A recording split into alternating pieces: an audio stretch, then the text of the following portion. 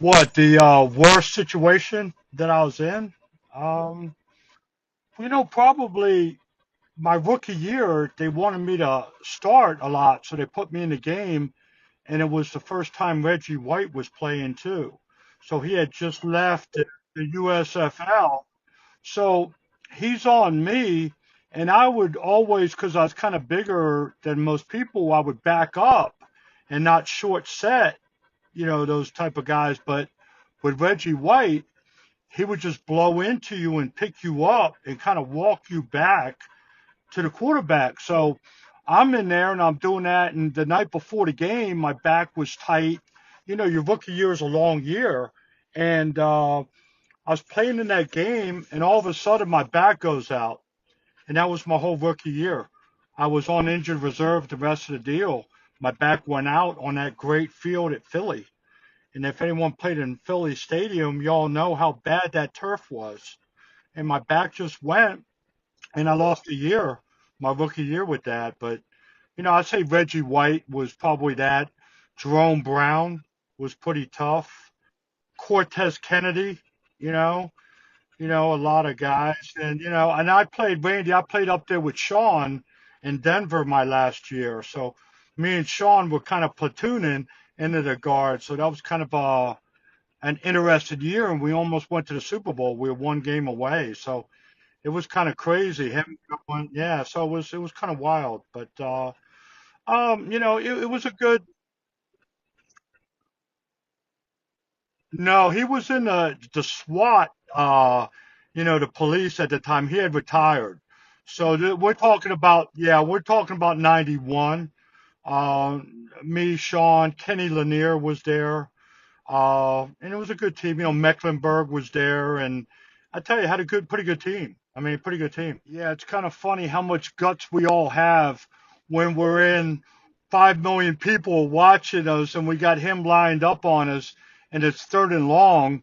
You're asking your buddy, hey man, come on over. Hey, here, and we had our own certain lingo out there. Come on, come on, all kinds of different languages we use to get someone to help us out. So it's funny. But you know what the most I think important thing is for an offensive lineman is the schemes. Like you said, if you could overset one side and they're calling those type of plays, you could look like an all pro every year. But if you're out there isolated one on one, you could look like a dog every year. So it's very in offensive line play, I think, objective, very objective. The best guys I've seen play, was probably that big tackle from Seattle. These guys that made it look easy. You know what I mean? They just, they were. Stepnoski was pretty good after I left the Cowboys. Just undersized, but very good technique. You know. Man, go ahead. Next question, man. Um, do you think CD Lamb is a true number one, especially rocking that number 80 jersey? No. I think he's a good player, and he's a good number two and number three. I don't see him as a number one. No. I agree with that. I just think at too many times when they need him, he doesn't show up or drops passes. In my opinion, I think Amari Cooper was a better wide receiver than CD Lamb. In my opinion, I don't know how you feel about that. I do too, but Coop was a little small too. I think Yeah, you need that big Michael Evans type of guy to be that number one. Yeah, I just think they need like a Michael Evans type of guy. One of those guys. A better number one. I just don't think they have that number one. And I guess the tight end's pretty good. That Schultz kid, yeah, but they need all the weapons in sync, and they got to find out what the plan is. It's like, are they going to run the ball? Are they going to be a 60 or 70% run team, which is okay. You got to run it though, and I don't think they have that identity. I think they give up the run too quick, and next thing you know, they're throwing the ball on every down, and that's dangerous, man. It's dangerous.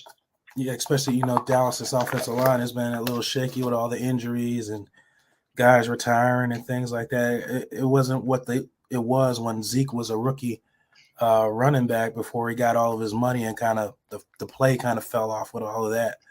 Yeah, and that's what I'm saying. I think sometimes that money kind of hurts the guys. I knew when I got a big contract, it kind of hurt me a little bit. And the reason was it wasn't that you weren't working hard or doing stuff. It's that you start thinking about it. And you think, you're getting paid double what your other guy is. Man, you got to do doubly as good.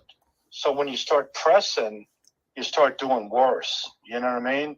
It's like you're trying too hard, and then you start going sideways, So I think it's a big part of that. And I just think, they're putting Dak in a rough situation, man. If he has to throw it 50 times a game or 40 times a game, man, he's going to have some picks. Mm-hmm. And you can see what happens with it. But let's look at Tom Brady too, man. When his line broke down, and, Michael Evans wasn't catching the ball for whatever reason because he wasn't getting the time, the Bucs looked average. Yes. Hell, Tom Brady looked average. Yes. See, so it's all that stuff in sync. When he was up there in the Patriots from all them years, hey, man, they gave him time. And they had that scheme. They had the deep ball, but they had Wes Welker and some of these guys over the middle. It was time management of a game, No, absolutely. It was offense was a little bit different, and that was just a scheme with Wes Welker and Danny Amendola and all those great wide receivers. Man, they were lethal because they would get the 5 yard, 6 yard, 8 yard, 10 yard, and they would control the game, and then mix in the runs. It was very balanced. But you don't see that with the Bucs or the Cowboys right now. You just don't see it. Yeah. No, and it's just crazy how the disconnect happened for the Dallas Cowboys, and then the offense rocking and rolling for so many weeks and just come to a screeching halt December or January. Now it's just I don't know what it is about Dallas in December.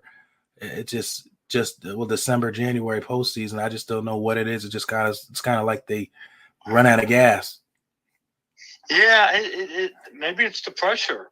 I don't know. The only thing with Jerry is, the negative Jerry, he's very around it. Mm. And, you got to appreciate Jerry for his passion. And he's in the Hall of Fame. He's made the NFL guys a lot of money. But the bottom line is he's around it a lot.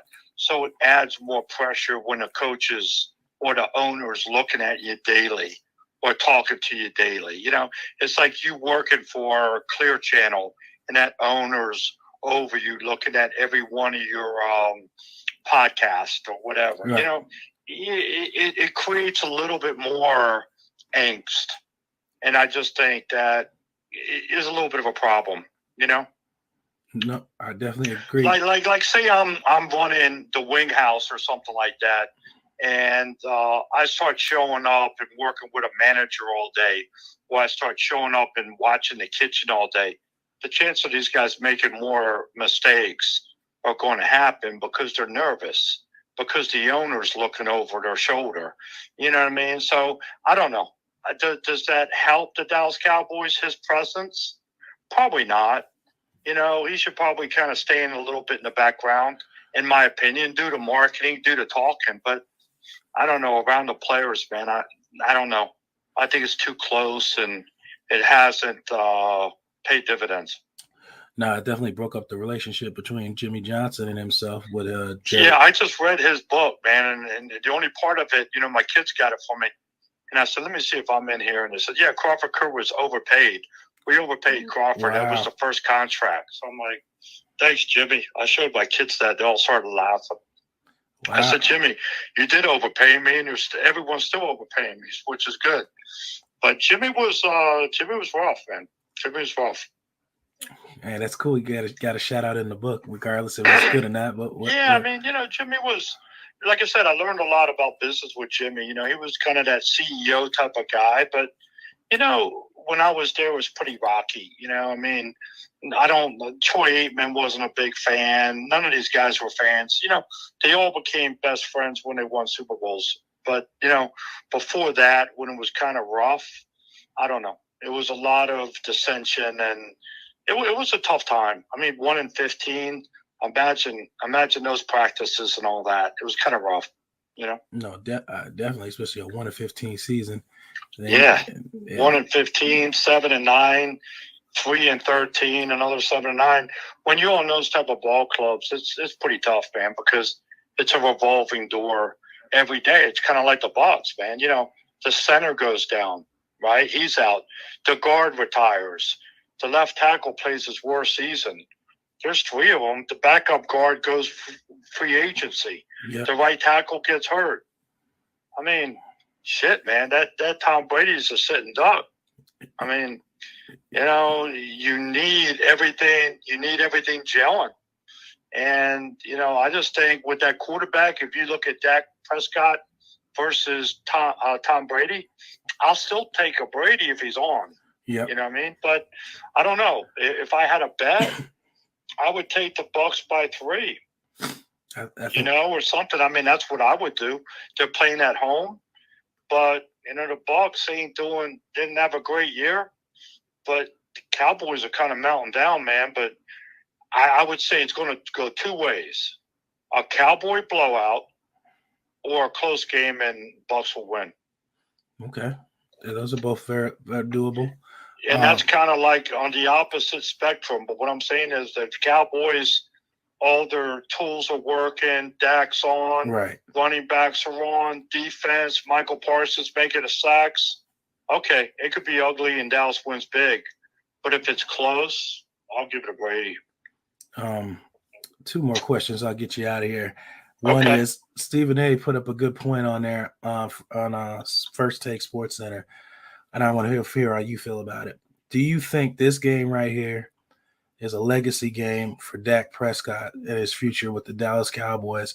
You come into this game, like you said, you're winning a lot of games, but not winning the games that you need the most, and Dallas fans are frankly getting sick of it. Because it's the same thing year in and out. You get these guys, these fans, and everybody all excited for postseason, and then you want to lay an egg. Do you think this game here makes or breaks his future? No. And the only reason I say no is because they paid him all that money. They would give him another year, regardless of what happens there. In defense to him, he hasn't gotten the reps. The previous year, he hurt his ankle. He was out, 10, 11 games or missed the season. This year, he got hurt again. He was out 4, 5, 6 games, and that other guy came in. He's missed a lot of games. And if he lays an egg in this game, I think everyone's going to be blowing up to talk radio. But do I think they're going to get rid of the $150 million man that has $80 million of guaranteed? Absolutely not. Okay. They'll get rid of the head coach before they get rid of him. Do you think Sean Payton has a chance of coming here? If they lose and they lose big, absolutely. I think Jerry will say, hey, I gave Mike 3 years. We haven't progressed in the playoffs. New coach. And I think Payton would be better with the quarterback than a defensive Mike McCarthy. I mean, Mike McCarthy was great when he had Aaron Rodgers, but how much training does Aaron Rodgers need? Right. I just think Dak needs a little tutoring, man. I mean, Troy Aikman wasn't Troy Aikman until Norv Turner was his quarterback coach. Right. And Mike Shanahan was John Elway's quarterback coach. Look what happened to Jacksonville. Look at that coach turned around Jacksonville and what he did with that quarterback. Yep. Jacksonville's in the playoffs now. I mean, it's night and day. So you need that relationship, that good quarterback guy, and I don't think the Cowboys have it. Sean Payton would be a guy. He's definitely been a quarterback whisperer, and he can excel with no matter who's that quarterback. If you're going to put $150, $200 million on your quarterback, get him a coach that they relate well to, it they could troubleshoot. Hey, look at Jameis Winston under this coach. Yeah, in New Orleans. Look how he was doing. He was fucking doing great. Yeah. Under Sean Payton. Look how he did under the Bucs. Terrible. Yep. Look how Brady was doing under Arians. Yep. Look how he's doing now that Arians is in the front office. It says a lot about coaching, man. It's a lot of things that make the secret sauce, and we picked out a few on your podcast today. Mm-hmm. And in the future, man, let's review it and pick out a few more tidbits for your fans. How's that? No doubt. We can definitely do that. All right, Blake, stay in touch, man, and then we'll do it again soon, okay? Yes, sir. We'll see how this game turns out. Stay safe. All right, man. Let me know. I'm going to be at the game. So if you want to come up to where you met me before, I'm going to be out there. Yeah, I'll be there. Will you be there? Okay, come on and see me, man. Okay? Yeah, yes, sir. All right, brother. Yeah. Take care, man.